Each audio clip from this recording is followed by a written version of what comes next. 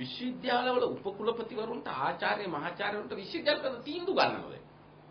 විශ්වවිද්‍යාල ආචාර්යවරු මහාචාර්යවරු මෙයා තීන්දුව ගන්න දෙන්නේ තීන්දුව ක්‍රියාත්මක කරන්න දෙන්නේ නැති අය.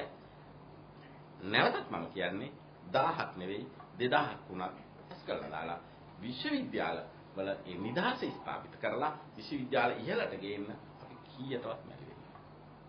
මේ දැන් ඔය යන මේවා මොකක්ද මේ විශ්වවිද්‍යාල මේ ක්‍රියාමාර්ගනේ මේ අපේ ඇමතුමත් කිව්වා මේ පොලිසිය ක්‍රියාමාර්ග.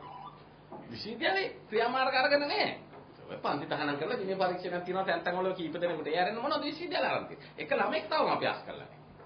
හැබැයි අස් කරන්න මැලි වෙන්නේ. විශ්වවිද්‍යාල උපකුලපතිවරු මටයි කියන්නේ උපකුලපතිවරු විශ්වවිද්‍යාල ප්‍රතිපාදන කොමිෂන් සභාව මේ සියලු දෙනා එකට තීන්දුවක් අරගෙන තියෙනවා. අපි මේ විශ්වවිද්‍යාල හදනවා. එකපාරටම පොලිසියට අතුලට යන්න අපි කිව්වේ නැහැ. පොලිසිය ඇවිල්ලා එතන නැමතුණා.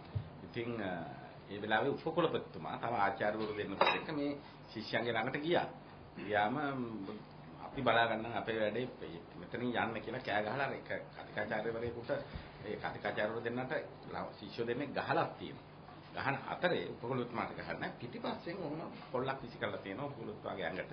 ඒක හැබැයි හරියටම උපකුලපතිතුමාගේ නාලලේ වැදිලා ඔළුව කැඩුනා.